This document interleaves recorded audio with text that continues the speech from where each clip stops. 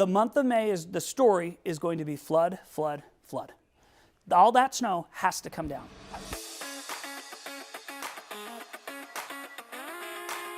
As the weather warms, what are you watching for? It's been a crazy, crazy ride. And you got to almost go back and look where we've come from to understand a little bit where we are. So when we go back to September, we finished the water year. It was epically dry, horrible drought, record low reservoir storage. Great Salt Lake is drying up. Dust is blowing around. Lake Powell is almost to the point where it can't generate water. And we, in essence, say we cannot make it next year without an average snow year. Well, you know, we got more than average, right? It was a record-breaking year. So we got record rain, record snow, and it just kept coming and coming and coming. To where now we are in a totally different scenario than we were 6 months ago. And we're talking about flooding, we're talking about landslides, we're talking about too much water, not enough capacity. And who would have ever thought that that could flip in 6 months? And so that weather whiplash has been the emotional whiplash that almost every homeowner or cabin owner or anyone in this valley or state is experiencing now. Because now you went from, uh-oh, we don't have enough water, I lost my lawn, I lost my plants, I'm losing my trees, to now, I don't even know if my home's going to be okay because the water table's coming up, or there was a landslide next door and we bought our house at the same time, what's the problem? It's kind of a crazy range of emotion, I think, for every homeowner in Utah. You and I have both been in the Utah news market for a very long time, decades. I don't remember a time, and you'll of course correct me if I'm wrong, where we've had this much flooding in different areas or trouble spots with groundwater and rivers all at the same time. Yeah, you have to go back into the 80s to really experience that. We had 3 consecutive years, 81 to 82, 82 to 83, 83 to 84. And those 3 series of years were unbelievably high on water supply. The reservoirs were full. The snow just kept coming, and then it started to flood. And so I think what's different, our institutional memory, it's funny, you and I have been doing it for a long time, but it's amazing how quickly that news cycle leaves my head. You know, a week ago feels like a month or a year ago, and it's just part of the news cycle. But in the 80s, we had lots of flooding problems all over the state.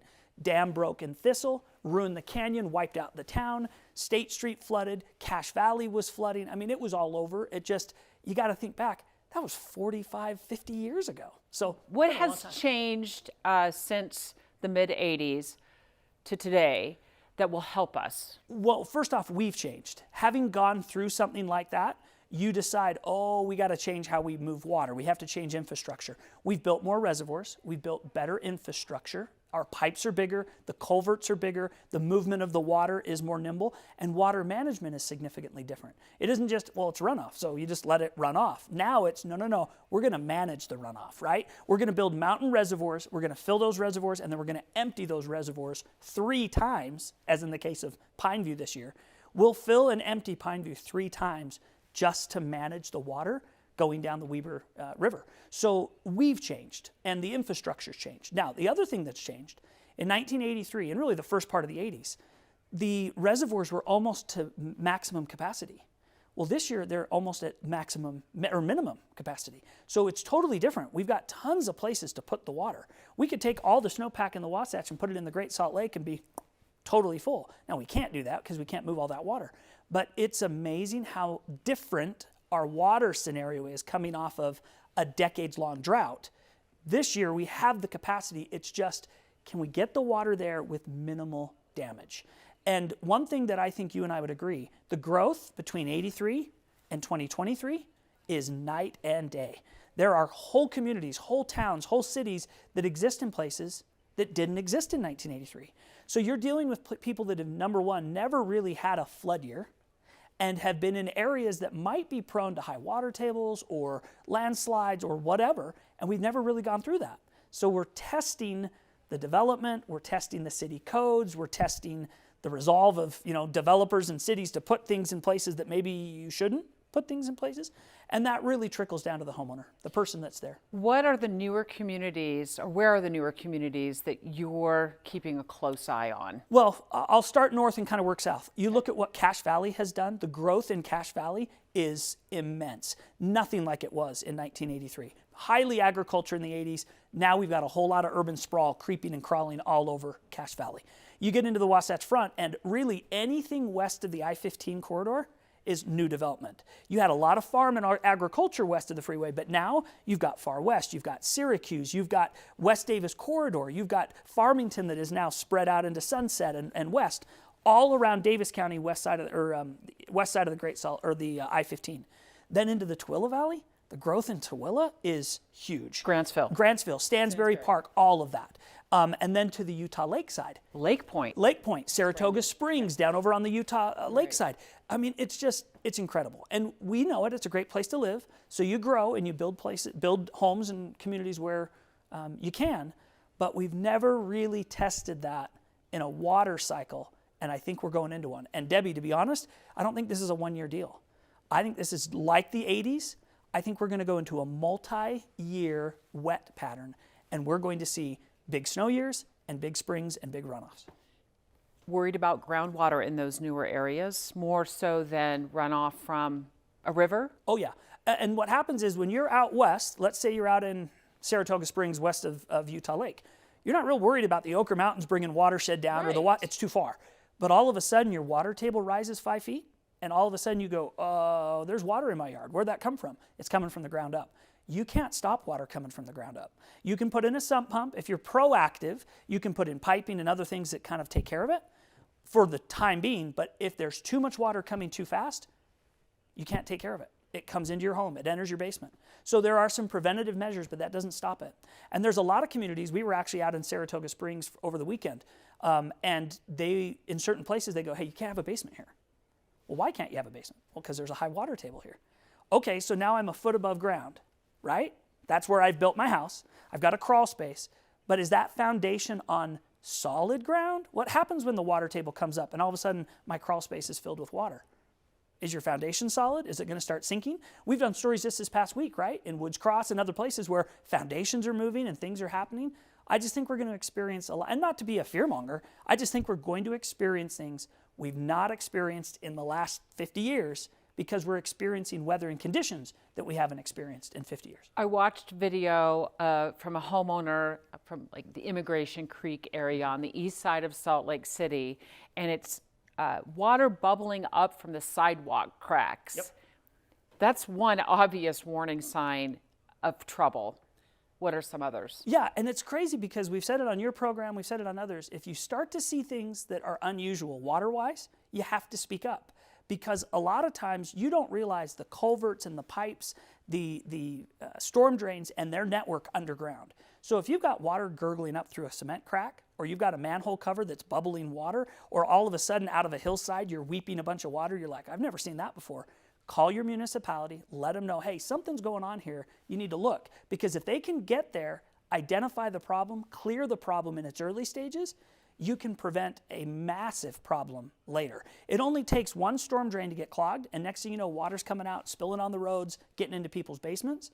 But if you can get to that storm drain early and get it unclogged and the water back in its appropriate waterway, you can save hundreds of thousands of dollars and a ton of time and potential damage. So you just have to say something.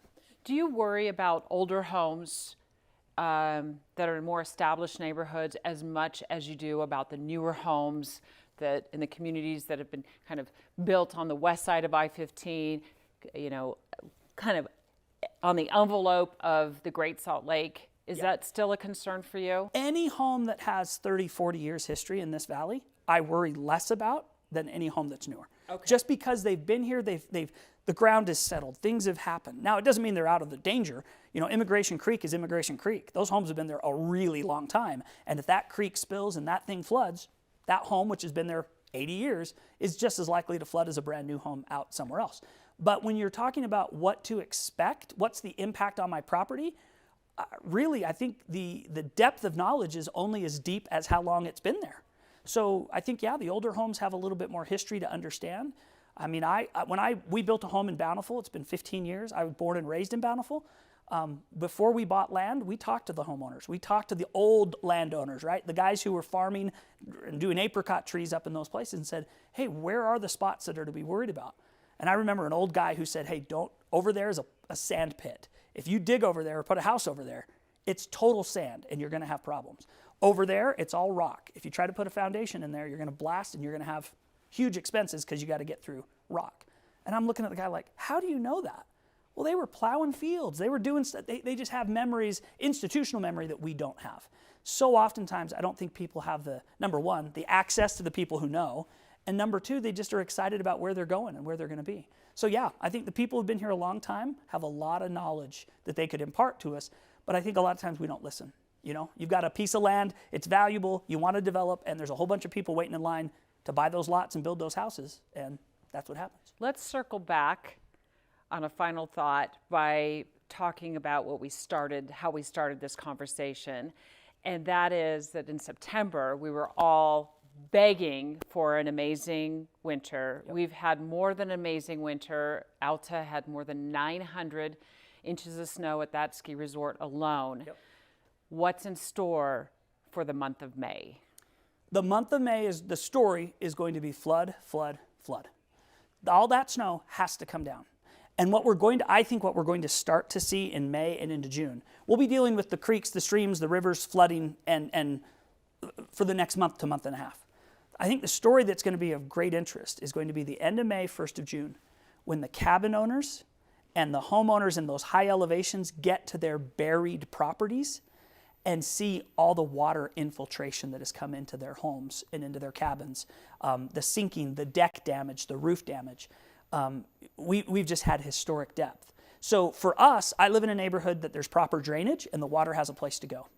There's a lot of places that don't live in those kinds of areas. And I think that the video and the stories that are going to be coming back of legacy properties, family properties of 20, 30, 40, 50 years, they're going to go, that cabin was ruined because there was 10 feet of snow, it melted and had nowhere to go besides right in. And so I think that's going to be the story by the end of May. I think we'll be dealing with the flooding for the next 4 to 6 weeks, really. I had somebody ask me yesterday, hey, are we going to have snow like on the mountains all the way through the summer? And I think the answer is yes. Backside of Timpanogos, backside of Albion Basin. We haven't had snowfields, glacier in essence, snowfields that last the whole year in a long, long time. I think this is the year. I think we'll see snow for those hiking in those high elevations. I think you're still going to see pockets of snow in July and August. You're welcome.